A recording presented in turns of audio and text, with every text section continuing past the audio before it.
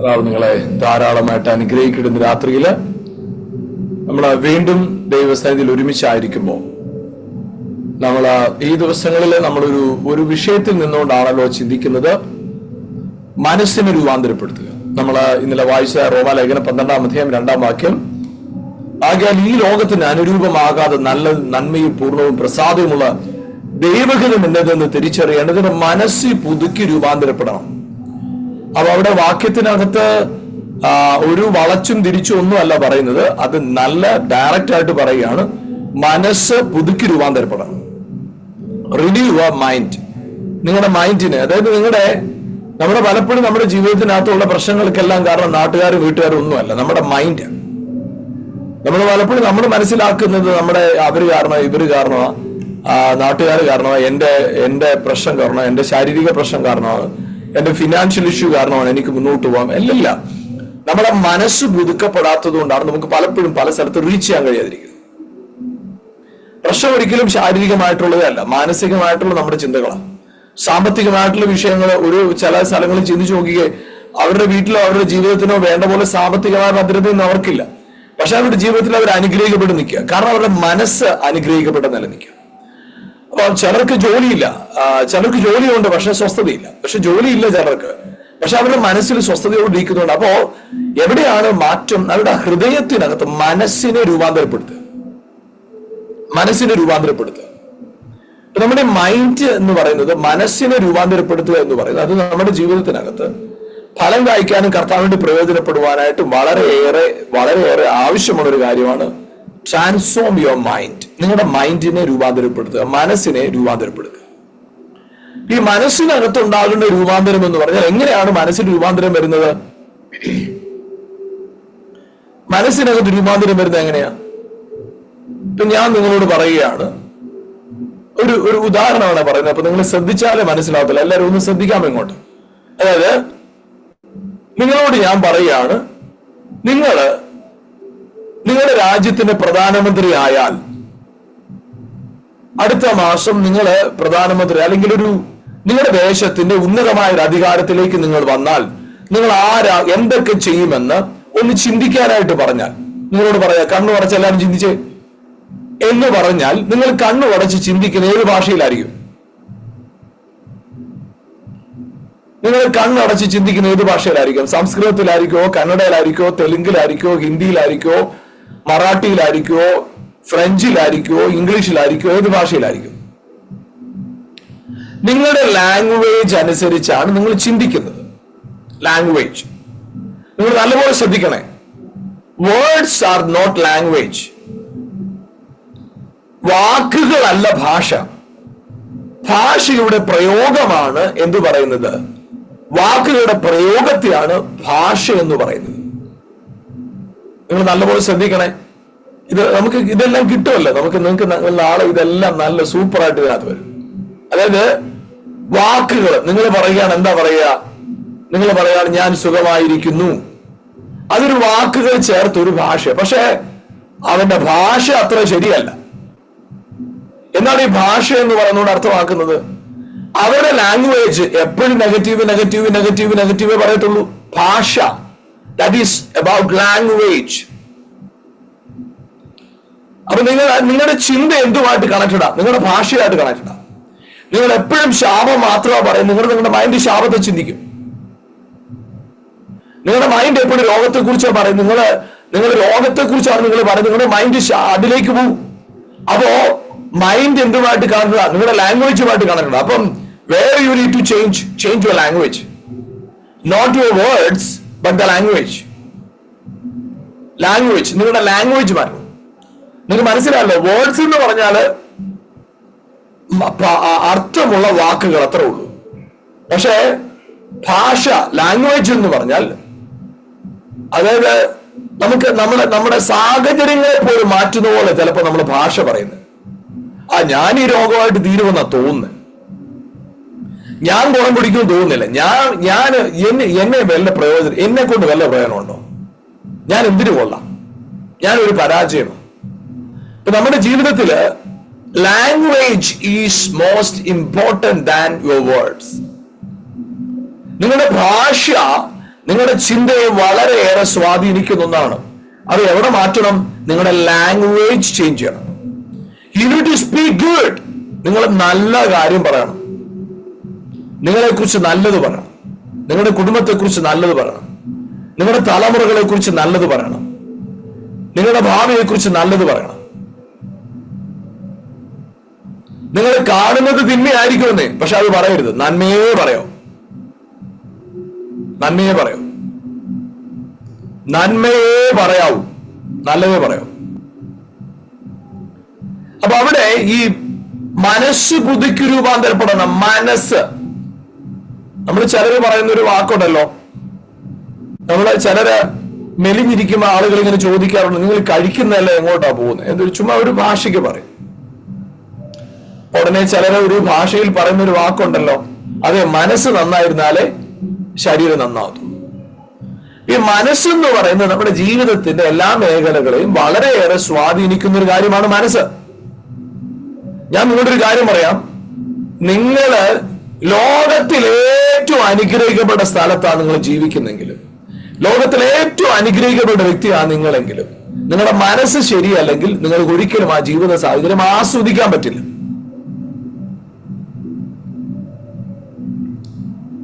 നിങ്ങൾ എത്ര പേര് ആകാശ ഊഞ്ഞാലിൽ കയറിയിട്ടുണ്ട്? ആരുമില്ലല്ലേ? കയറിയിട്ടുണ്ട്? ഓക്കെ. നല്ല കറക്കം കറങ്ങി അതാ മുകളിൽ എത്തുമ്പോൾ ഒറ്റ ഏറുണ്ട്. അതൊക്കെ എന്ത് രസമാണ്.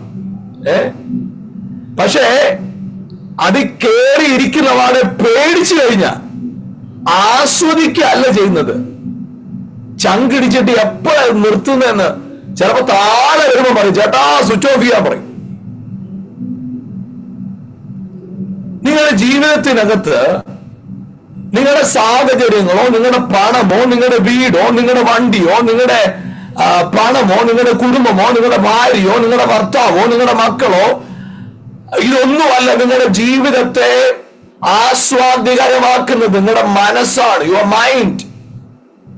അതുകൊണ്ട് മാറ്റേണ്ടത് എവിടെയാണ്? നിങ്ങളുടെ mind. Renew your mind, renew your mind. നിങ്ങളുടെ മനസ്സിനെ മാറ്റുക. നിങ്ങളുടെ മൈൻഡിനെ റിന്യൂ ചെയ്തേ, നിങ്ങളുടെ മൈൻഡിനെ പുതുക്കിക്കേ, നിങ്ങളുടെ മനസ്സിനെ പുതുക്കണം. ചുറ്റുപാടുകൾ എന്നെ കുറിച്ച്, നാട്ടുകാർക്ക് വീട്ടുകാർക്കൊക്കെ എന്നെ കുറിച്ച് നെഗറ്റീവ് പറയാനുള്ളൂ. പക്ഷെ എനിക്കറിയാം, I am blessed, I am blessed. ഞാൻ അനുഗ്രഹിക്കപ്പെട്ടവൻ. അല്ല, നാട്ടുകാർ അങ്ങനെയല്ലല്ലോ പറയുന്നത്, അത് അവർക്ക് അവരുടെ അറിവാ. പക്ഷെ എനിക്കറിയാം, I am blessed, I am blessed.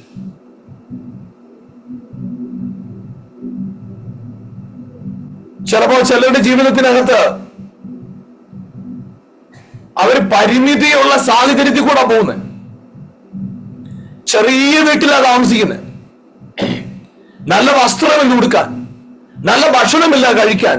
പക്ഷെ അവരുടെ ലൈഫിനെ ആസ്വദിക്കുക. പക്ഷെ ചിലർക്ക് ഇതെല്ലാം ഉണ്ട്, പക്ഷെ മനസ്സിനകത്ത് ചിന്താഗതികൾ മാറിയിരിക്കുന്നതുകൊണ്ട് ജീവിതം ആസ്വദിക്കാൻ പറ്റുന്നില്ല. അപ്പൊ എവിടെയാ മാറേണ്ടെന്ന് അറിയാമോ? Renew your mind. നമുക്കൊരു വാക്യം വായിക്കാം. Book of Colossians chapter 3 verse 1. Book of Colossians chapter 3 verse 1. കൊലോസ്യ ലേഖനം 3-ാം അധ്യായം അതിന്റെ 1-ാമത്തെ വാക്യവും 2ഉം 3ഉം വാക്യങ്ങളെ വായിക്കണം. കൊലോസ്യ ലേഖനം 3-ാമത്തെ അധ്യായം 1-ാം വാക്യം, 2-ാം വാക്യം, 3-ാം വാക്യം വായിക്കും. ആകയാൽ നിങ്ങൾ ക്രിസ്തുവിനോട് കൂടെ ഉയർത്തെഴുന്നേറ്റിരിക്കുന്നു എങ്കിൽ ക്രിസ്തു ദൈവത്തിന്റെ വലതുഭാഗത്തിരിക്കുന്നതുമായ ഉയരത്തിലുള്ളത് അന്വേഷിപ്പീൻ. ഭൂമിയിലുള്ളതല്ല, ഉയരത്തിലുള്ളത് തന്നെ ചിന്തിപ്പീൻ.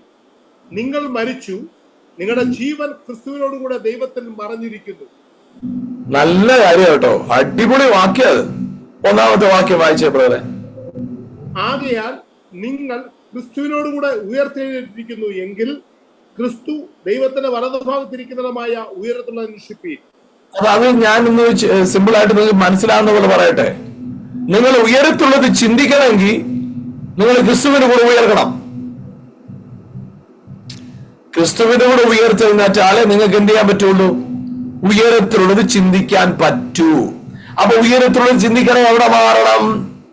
നിങ്ങൾ ക്രിസ്തുവിന്റെ കൂടെ ഉയർത്തെഴുന്നേൽക്കണം. ഞങ്ങൾ ഉയർത്തെഴുന്നേറ്റവരാ, ശരിയാ, നിങ്ങൾ പറഞ്ഞ് ഞാൻ സമ്മതിച്ചു കേട്ടോ. പക്ഷെ എനിക്കൊരു ചെറിയൊരു ഡൗട്ടും കൂടെ ഉണ്ട്, അതുകൊണ്ടൊന്ന് പറഞ്ഞു തരണമേ. അപ്പോ റോമാലേഖനം 6:5 ഒന്ന് വായിക്കാമോ? റോമർ 6:5.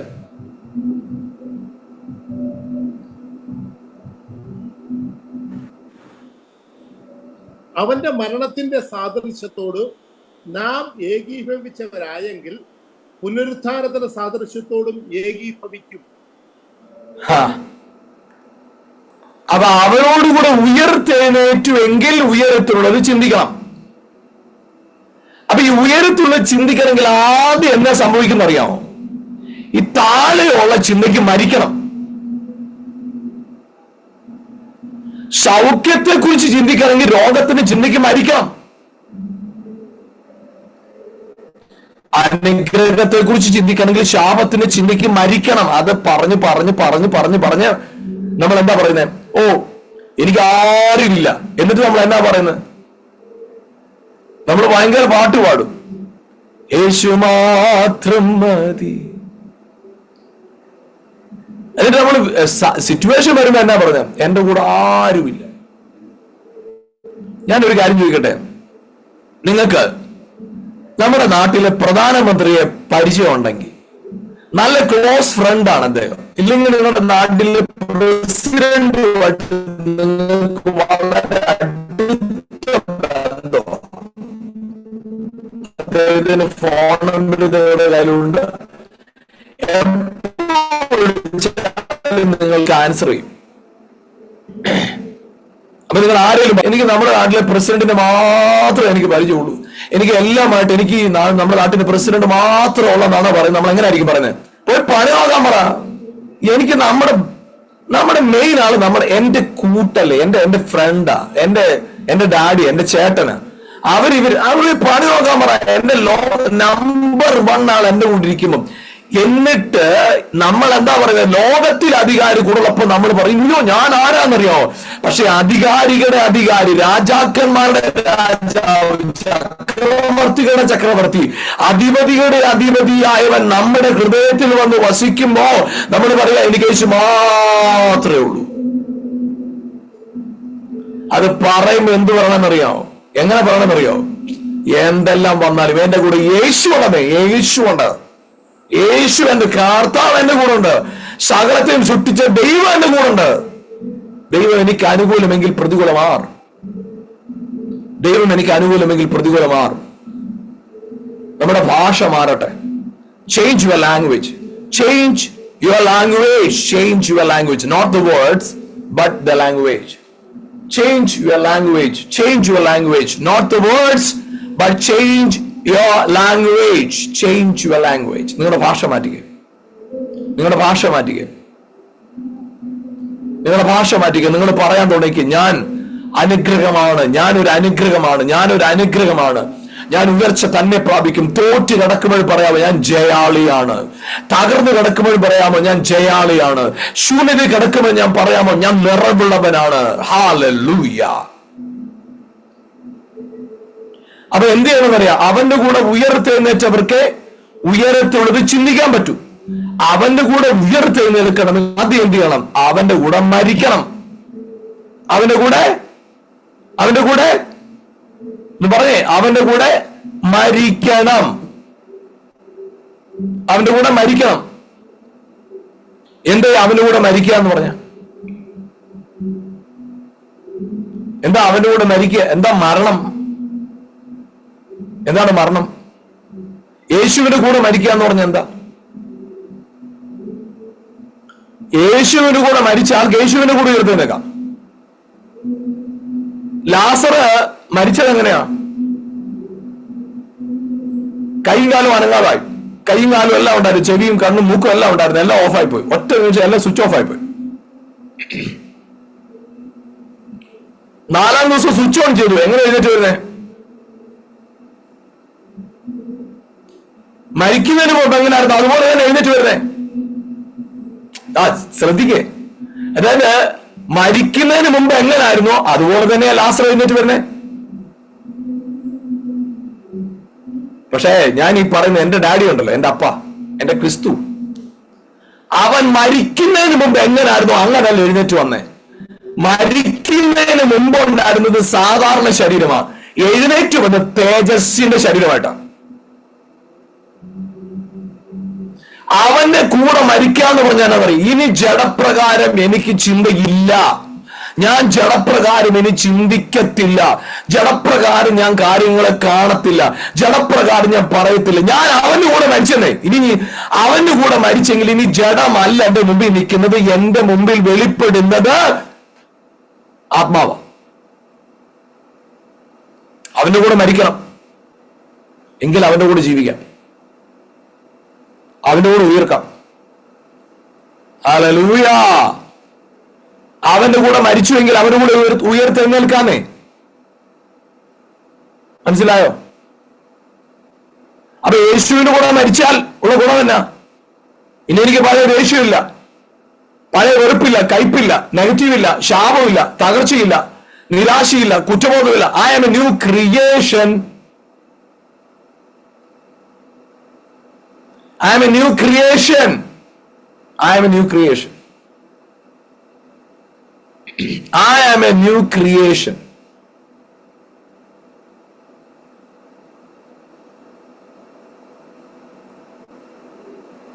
അവന്റെ കൂടെ മരിച്ചു എങ്കിൽ അവന്റെ കൂടെ ഉയർത്തെഴുന്നേൽക്കാം. അവന്റെ കൂടെ ഉയർത്തെഴുന്നേറ്റെങ്കിലേ ഉയരത്തിലുള്ളത് ചിന്തിക്കാൻ പറ്റൂ. ആഹാ, അങ്ങനെ ഒരു പ്രശ്നമുണ്ടല്ലേ, ഇപ്പോഴാ അറിയുന്നേ. അങ്ങനെ ഒരു പ്രശ്നമുണ്ട്. ഈ ഭൂമിയിലുള്ള പരാജയവും നിരാശയും, കഴിഞ്ഞ ആഴ്ച കടം മേടിച്ചിട്ട് തരാത്ത ആളുടെ കാര്യവും, കഴിഞ്ഞ ദിവസം ഫോൺ വിളിച്ചിട്ട് എടുക്കാതിരുന്ന ആളുടെ കാര്യവും, കഴിഞ്ഞ ദിവസം നമ്മളെ കുറിച്ച് അവിടെ ചെന്ന് കുറ്റം പറഞ്ഞ ആളുടെ കാര്യവും, ഇതൊക്കെ ഓർത്തുകൊണ്ടിരുന്ന ഉയർത്തെഴുന്നേറ്റതിന്റെ ലക്ഷണമല്ല, ഇപ്പോഴും മരിച്ചിട്ടില്ലെന്നുള്ളതിന്റെ ലക്ഷണം. അത് ഇപ്പോഴും മരിച്ചിട്ടില്ല. ഇപ്പൊ ആ ക്രിസ്തുവിന് കൂടെ മരിക്കണമെന്ന് ഇനി അതൊന്നുമില്ല.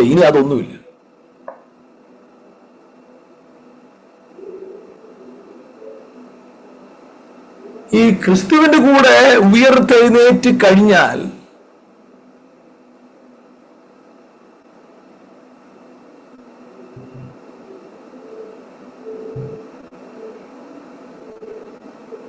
നമ്മുടെ മർക്കോസിന്റെ സുവിശേഷം 16-ാം അധ്യായത്തിന് 20-ാം വാക്യം വായിക്കാം. മർക്കോസ് 16:20.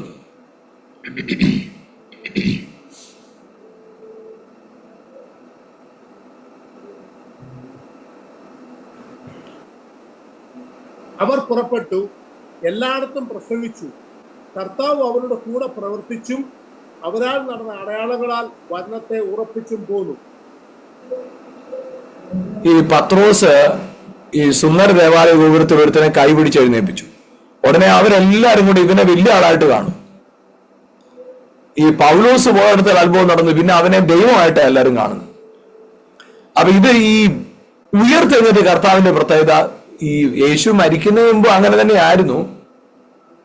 സൗഖ്യമായ ഉടനെ പറയും, നിന്റെ വിശ്വാസം നിന്നെ രക്ഷിച്ചിരിക്കുന്നു പറയും. പക്ഷെ ഉയർത്തെഴുന്നേറ്റ് കഴിഞ്ഞുള്ള പ്രത്യേകത ആരും യേശുവിനെ കാണുന്നില്ലല്ലോ. എല്ലാരും പറഞ്ഞ പത്രോസ് തബിത എഴുന്നേൽപ്പിച്ചെന്നാ. ഇരുന്നോട്ടെ, പക്ഷെ എഴുന്നേൽപ്പിച്ചത് ക്രിസ്തുവാ. ഈ ക്രിസ്തുവിന്റെ കൂടെ മരിച്ചിട്ട് എഴുന്നേറ്റുള്ള ഗുണം എന്നറിയോ? പേരാര് വേണേലും എടുത്തുകൊണ്ട് പോട്ടെന്നേ, ആര് വേണേലും മഹിമപ്പെടട്ടെ, ആരുടെ പേര് വേണേലും ഉയരട്ടെ, എനിക്കെന്നാ, പോയി പണി നോക്കാൻ പറ. അതിന്റെ പേരും പെരുമയും അന്തസ്സും അഭിമാനവും ഈ ശ്രേയസ് എല്ലാം ആര് വേണേലും എടുത്തുകൊണ്ട് പോട്ടെ. ഞാൻ കാരണമാവട്ടെന്നോ? അതന്നെ, നീ കാരണമാ, സമ്മതിച്ചു, വെച്ചോ, തോടെ വെച്ചോ, കുഴപ്പമില്ല, നീ വെച്ചോ. എനിക്കറിയാം, എന്റെ കർത്താവ് പറഞ്ഞിട്ടുണ്ട്, ഭിക്ഷ ഇട്ടച്ച് അവിടെ കുഴൽ ഊതിക്കരുതെന്ന്. നീ രഹസ്യത്തിൽ പ്രാർത്ഥിക്കണം, രഹസ്യത്തിൽ കൊടുക്കണം, രഹസ്യത്തിൽ ചെയ്യണമെന്ന് കർത്താവ് പറഞ്ഞിട്ടുണ്ട്. എനിക്കൊരു കാര്യം അറിയാം, ഞാൻ കാണാതെ, ആരും കാണാതെ ചെയ്യുമ്പോൾ പരസ്യമായി മാനിക്കുന്ന ഒരു ദൈവമുണ്ട്. Amen. I believe in that God. So I am died with him and I raise up with him. ഞാൻ അവന്റെ കൂടെ മരിച്ച് അവന്റെ കൂടെ ഉയർത്തെഴുന്നേറ്റിരിക്കുന്നു. അങ്ങനെ എഴുന്നേറ്റ ഒരാൾക്ക് മാത്രമേ ഉയരത്തിലുള്ളത് ചിന്തിക്കാനാകൂ. ഈ താഴെയുള്ള കാര്യം ചിന്തിക്കുമ്പോൾ ചെറിയ കാര്യത്തിന് വഴക്ക്, അടി, പിടി, ഫൈറ്റ്, നിരാശ, അസൂയ, പക, പിണക്കം, എന്നെ വിളിച്ചില്ല, എന്നെ നോക്കിയില്ല, എന്നോട് പ്രൈസിലോട് പറഞ്ഞില്ല, എന്റെ പേര് അവിടെ പറഞ്ഞില്ല, എന്നെ അനുഗ്രഹിച്ചില്ല, എന്നെ മൈൻഡ് ചെയ്തില്ല, ഇതൊക്കെ വരുന്ന എവിടെയാ? പ്രിയപ്പെട്ടവർ, ഞാൻ പറയട്ടെ, നിങ്ങളുടെ ജഡം ക്രിസ്തുവിന്റെ കൂടെ മരിച്ചുവെങ്കിൽ, ആമേൻ ആമേൻ, ലാസർ മരിച്ചതുപോലെ എഴുന്നേറ്റത്, പക്ഷെ യേശു മരിച്ചതുപോലല്ല എഴുന്നേറ്റത്. അവൻ പുതിയ ശരീരത്തോടെ എഴുന്നേറ്റു. ഇന്ന് രാത്രി ഞാൻ പറയട്ടെ, നിങ്ങൾ എന്തിനെ കുറിച്ചാണ് ഭയപ്പെടുന്നത്? ആ ഭയം നിങ്ങളുടെ മേൽ വാഴരുത്. നിങ്ങളകത്ത് ക്രിസ്തു വസിക്കുന്നത് അസാധാരണ പ്രവൃത്തി നിങ്ങളോട് ചെയ്തെടുക്കാനായിട്ടാ. നിങ്ങളൊരു അത്ഭുതമാണ്, നിങ്ങളൊരു അത്ഭുതമാണ്, നിങ്ങളൊരു അത്ഭുതമാണ്. നിരാശയ്ക്ക് മരിക്കാൻ ഏൽപ്പിച്ചു കൊടുത്തേ, ശാപവും നിരാശയും പ്രതികൂലങ്ങളും പ്രതിസന്ധികളും തകർത്ത് തരിപ്പണമാക്കാനായിട്ട് വിട്ടുകൊടുത്തേ. നിങ്ങളുടെ അകത്ത് നിങ്ങളുടെ മൈൻഡ് ഒന്ന് ശരിയായി കഴിഞ്ഞാൽ നിങ്ങളുടെ ചുറ്റുപാടുകൾ അത്ഭുതമായി മാറാൻ പോവാ, നിങ്ങളുടെ സാഹചര്യം അത്ഭുതമായി മാറാൻ പോവാ. കർത്താവ്, ഞങ്ങൾ ഒരുമിച്ച് ഇന്ന് രാത്രി സ്തോത്രത്തോടെ പ്രാർത്ഥിക്കുമോ? ഇന്ന് രാത്രി കേൾപ്പിച്ച വചനത്തിനായി സ്തോത്രം. ഞങ്ങളിൽ ജീവനെ പകർന്നിരിക്കുന്നതിനായിട്ട് നന്ദി കർത്താവേ. ഈ കാലഘട്ടത്തിൽ അനുഗ്രഹമാക്കി ഞങ്ങളെ നിർത്തിയിരിക്കുന്നതിനായി സ്തോത്രം. ഞങ്ങളുടെ ബലമുള്ള കരങ്ങൾ ഏൽപ്പിക്കുന്നു. എല്ലാ മഹത്വം അർക്കപ്പെട്ട കുഞ്ഞാടിന് യേശുവിൻ നാമത്തിൽ തന്നെ പിതാവേ. ആമേൻ, ആമേൻ, ആമേൻ.